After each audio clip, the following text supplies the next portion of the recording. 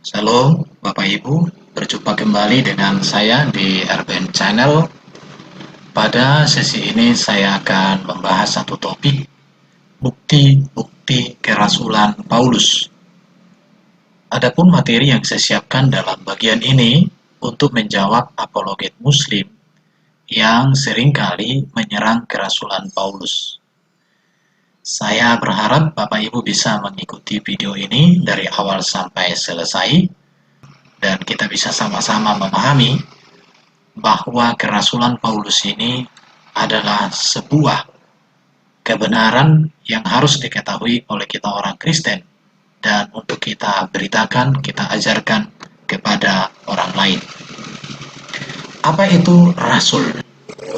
Kata rasul dalam teks Alkitab Yunani memakai kata apostolos dan ini ditemukan sebanyak 80 kali yang diartikan sebagai utusan.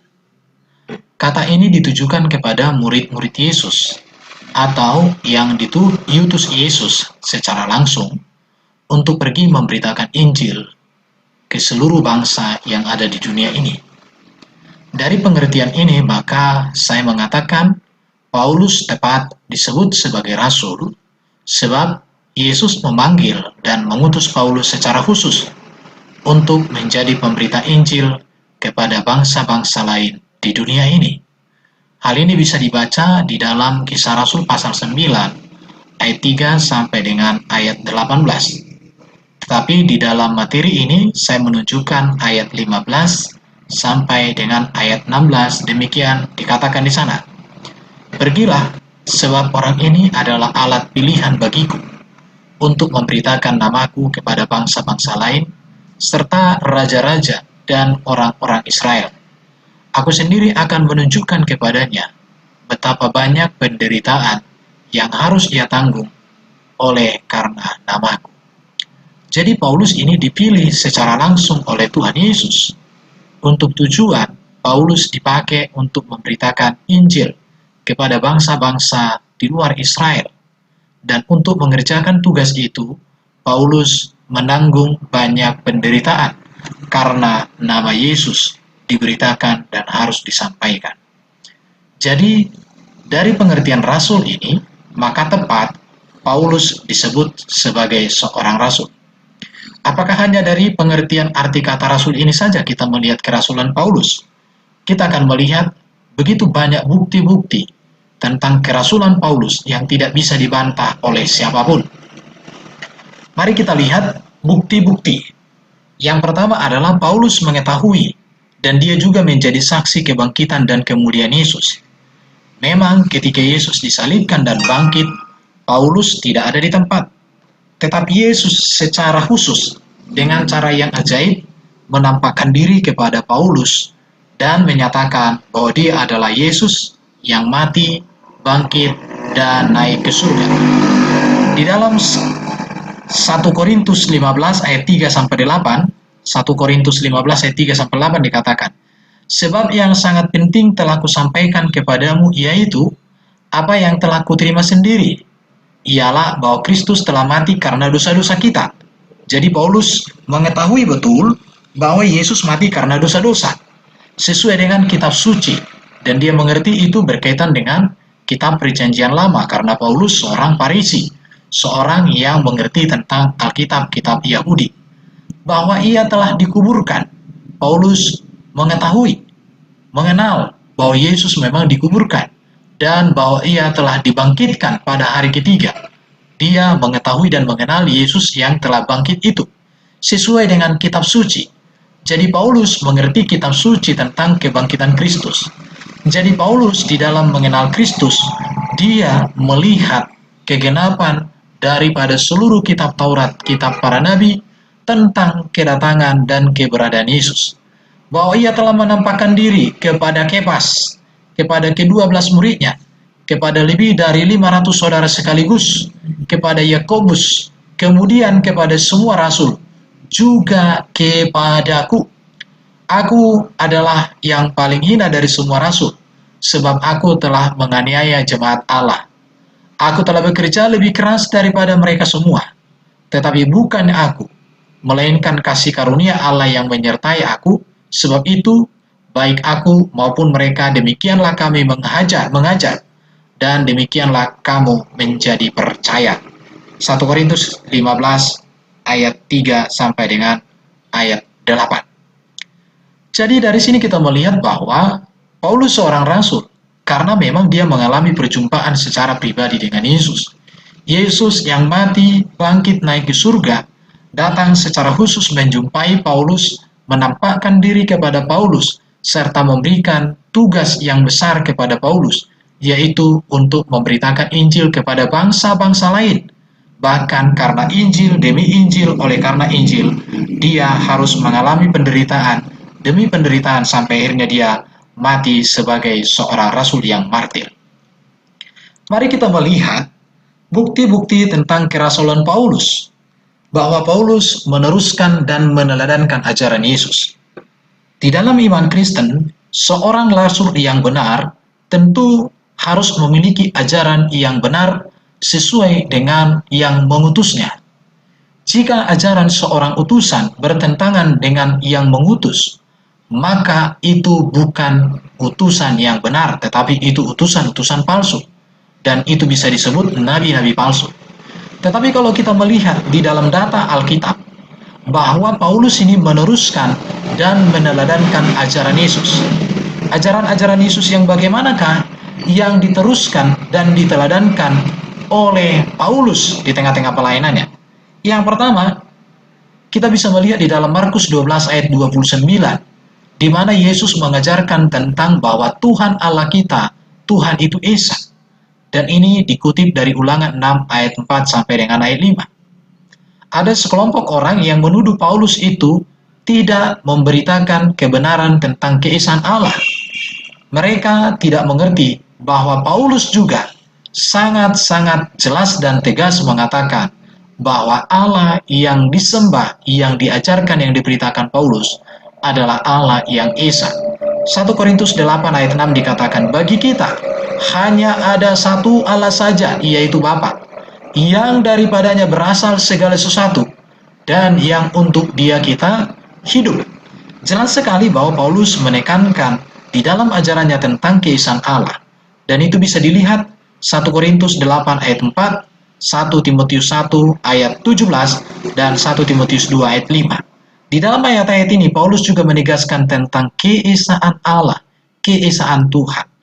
Jadi, dari pengajaran Paulus dengan pengajaran Yesus, sinkron, klop, maka tidak ada keraguan di dalam menerima pengajaran Paulus.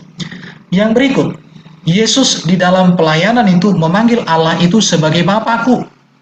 Hal ini dituliskan sedikitnya 46 kali dalam kitab Injil, bahwa Yesus memanggil Allah yang darinya Yesus berasal, yaitu bahwa Yesus adalah firman-Nya sendiri yang menjadi manusia.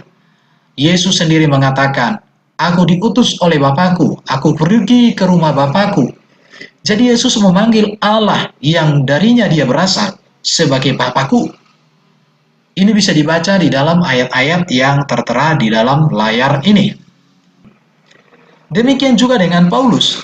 Semua surat-surat Paulus itu memberitakan tentang Allah sebagai Bapa yang menyatakan kehendaknya dalam kehadiran Yesus Kristus. Ada begitu banyak ayat-ayat di dalam Alkitab yang disampaikan oleh Paulus tentang bahwa Allah yang Esa, Allah yang harus disembah itu adalah Bapa. Jadi panggilan kepada Allah sebagai Bapa itu sudah diajarkan oleh Yesus, dan itulah yang diteruskan oleh Rasul Paulus. Dengan demikian, maka Paulus adalah seorang rasul yang benar. Karena seorang rasul tentu ajarannya harus sama dengan siapa yang mengutusnya. Yang berikut, kita melihat tentang ajaran Yesus akan perkawinan. Dalam Matius 19 ayat 4-12, Markus 10 ayat 1-12, Yesus menekankan tentang dasar perkawinan Kristen atau orang percaya kepadanya, yaitu monogami, tidak ada poligami. Satu laki-laki dengan satu wanita yang sama-sama dewasa, terlebih lagi dewasa iman di dalam Tuhan. Jadi ajaran Yesus tentang perkawinan itu monogami. Mengapa? Karena Yesus disebut juga sebagai Adam yang terakhir. Adam yang pertama dibentuk satu laki-laki, satu wanita, tapi mereka jatuh dalam dosa sehingga diusir dari Taman Eden. Tetapi Yesus yang datang dari surga menjadi Adam yang terakhir, mendamaikan manusia dengan Allah. Di sini. Jadi monogami, dan Yesus mengembalikan hakikat atau prinsip perkawinan sebelum jatuh dalam dosa sebagai standar, sebagai patokan dalam perkawinan Kristen. Yesus juga mengajarkan tentang kesetiaan, setia kepada pasangan seumur hidup, tidak ada perceraian. Kesucian, tidak ada perzinahan baik sebelum maupun saat dalam menjalani pernikahan. Ini prinsip-prinsip perkawinan yang diajarkan oleh Yesus. Dan kalau kita melihat di dalam ajaran Rasul Paulus tentang perkawinan sama dengan apa yang diajarkan oleh Yesus. Terbukti lagi bahwa Paulus seorang Rasul Yesus karena ajarannya sama, yaitu monogami, kesetiaan, dan kesucian. Kalau ajaran Paulus berbeda dengan ajaran Yesus tentang perkawinan, maka tepatlah dikatakan bahwa Paulus ini bukan Rasul Yesus, tapi Rasul palsu. Tetapi jika kita melihat bahwa ajaran Paulus adalah meneladankan dan meneruskan ajaran Yesus, maka terbukti dengan jelas, dengan tegas, bahwa Paulus adalah seorang Rasul Kristus Yesus. Jadi tentang perkawinan ini sangat jelas sekali. Kita bisa membaca di dalam ayat-ayat yang tertera di dalam materi ini yang sudah saya ketikkan.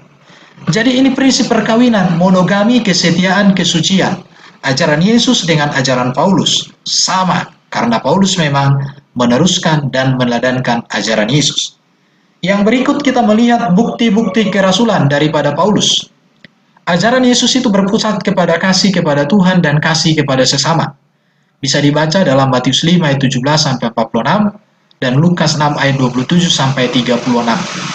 Ajarannya berpusat kepada kasih. Demikian juga dengan Paulus. Ajaran Paulus itu berporos pada kasih kepada Tuhan dan kasih kepada sesama. Jadi sangat sinkron, sangat klop. Nilai-nilai ajaran Paulus benar-benar diterima dan dia teruskan, diteladankan dari ajaran Yesus. Jadi terbukti sekali bahwa Paulus ini adalah seorang Rasul Kristus. Mari kita melihat lagi ajaran Yesus. Ajaran Yesus adalah kehendak Allah, keselamatan adalah kehendak Allah kepada manusia. Melalui Yesus, melalui dirinya, di dalam kematian Yesus, dosa dan keselamatan manusia dijamin oleh Allah. Bisa kita lihat di dalam Markus 10 ayat 45, Yohanes 10 ayat 11, 14, 18, dan juga di Lukas 19 ayat 10, Yohanes pasal 3, 16.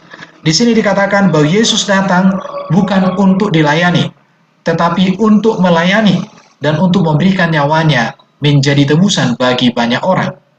Yesus gembala yang baik memberikan nyawanya bagi domba-dombanya. Yesus datang untuk mencari dan menyelamatkan yang hilang. Inilah prinsip Yesus tentang keselamatan, bahwa dia menebus, menyelesaikan, mengampuni, dan memulihkan hidup manusia.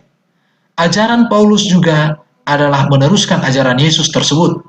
Di dalam ajaran Paulus, anugerah Allah untuk menyelamatkan manusia nyata di dalam kehadiran dan karya Yesus. Yesus Kristus menggantikan kita sebagai persembahan dan kurban kepada Allah. Yesus Kristus mendamaikan kita dengan Allah melalui darahnya di kayu salib. Kolose 1 ayat 20, 2 Korintus 1 ayat 21, Galatia pasal 1 ayat 4.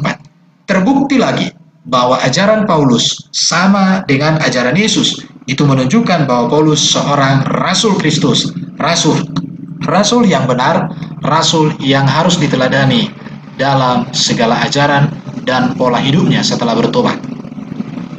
Yang berikut kita melihat ajaran Yesus. Yesus memerintahkan para murid untuk memberitakan Injil kepada bangsa-bangsa lain. Ini bisa baca dalam Matius 28 ayat 18-20, Kisah pasal 1 ayat 8, dan juga Matius 24 ayat 14, bahwa Injil harus diberitakan kepada segala suku bangsa, barulah tiba kesudahannya. Dan Paulus juga memberitakan Injil kepada bangsa-bangsa lain. Jadi, Paulus melakukan apa yang diperintahkan oleh Yesus kepada murid-muridnya. Jadi, Paulus memberitakan Injil kepada bangsa-bangsa lain. Paulus mengadakan perjalanan keliling 3 kali untuk pemberitaan Injil. Kisah Rasul 13 ayat 1-14 ayat 28. Kisah Rasul pasal 15 ayat 36 sampai 18 ayat 22. Kisah Rasul 18 ayat 23 sampai dengan 21 ayat 14. Ini berbicara tentang perjalanan Paulus di dalam rangka memberitakan Injil. Dan ini sesuai dengan apa yang diamanatkan oleh Yesus. Karena itu, maka seorang rasul yang benar dibuktikan oleh sejauh mana ketaatannya kepada sang pengutus. Dalam hal ini Paulus diutus oleh Yesus melalui perjumpaan yang supernatural, melalui perjumpaan yang ajaib, memberikan kuasa, memberikan otoritas untuk Paulus bisa mengadakan perjalanan keliling untuk memberitakan Injil.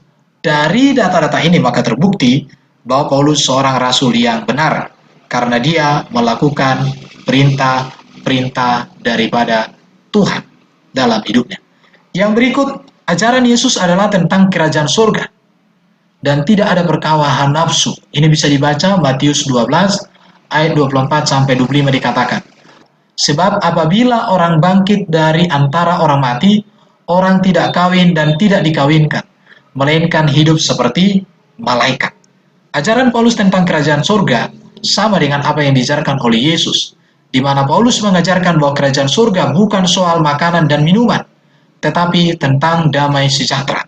Roma pasal 14 ayat 17 dikatakan oleh Paulus, kerajaan Allah bukan soal makan dan minum, tetapi soal kebenaran, damai sejahtera, dan sukacita oleh Roh Kudus. Jadi ajaran-ajaran Paulus dengan ajaran-ajaran Yesus sinkron, sebab memang Paulus meneruskan dan meneladani ajaran-ajaran Yesus yang diterimanya secara pribadi. Jadi ini membuktikan tentang kerasulan Paulus tidak bisa diragukan. Yang berikut, ajaran Yesus adalah seorang utusan Yesus dalam memberitakan Injil diperlengkapi dengan kuasa untuk mengadakan mujizat. Matius pasal 10 ayat 1 ayat 19 dan Markus 16 ayat 17 sampai 18. Dan hal ini dibuktikan oleh Paulus sebab Paulus mengadakan banyak tanda-tanda mujizat di dalam pelayanan pekabaran Injil yang dikerjakan oleh Paulus.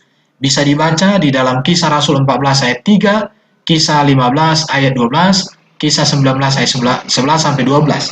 Kalau kita membaca mujizat-mujizat yang dikerjakan Paulus, bahkan terjadi hal-hal yang luar biasa dalam pelayanan-pelayanannya. Bahkan dikatakan yang pernah mengenakan apa yang dipakai oleh Paulus itu bisa menyembuhkan. Bayang-bayang kalau untuk Petrus ya. Baru yang berikut, ajaran Yesus itu berpusat pada topik kerajaan Allah.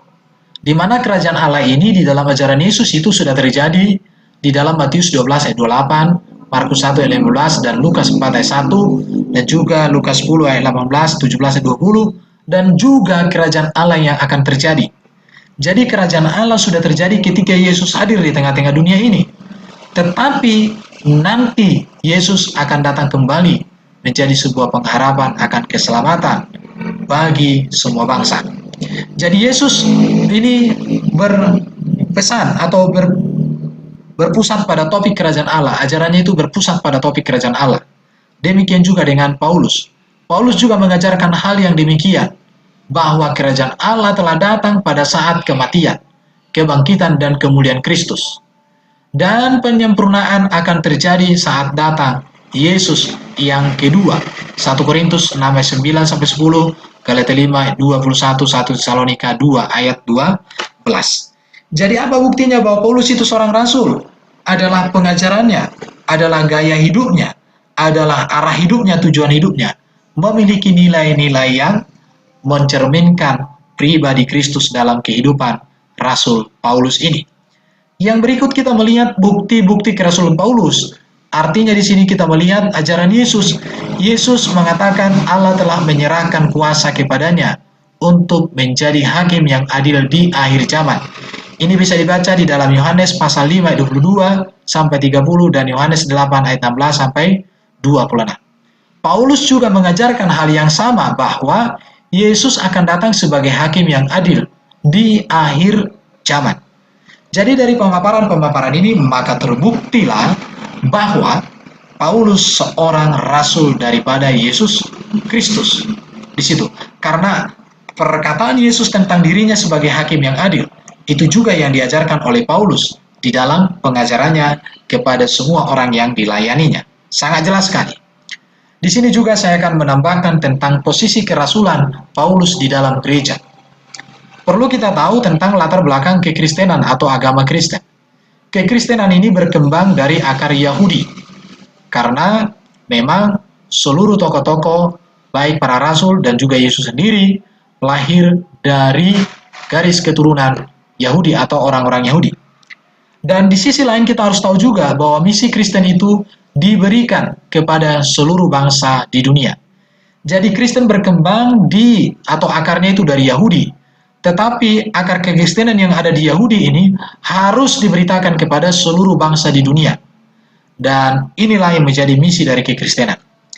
Jadi kita harus tahu bahwa Allah mengasihi dunia melalui Kristus. Yesus datang untuk semua bangsa. Yesus belum datang sebelum seluruh suku bangsa mendengarkan Injil.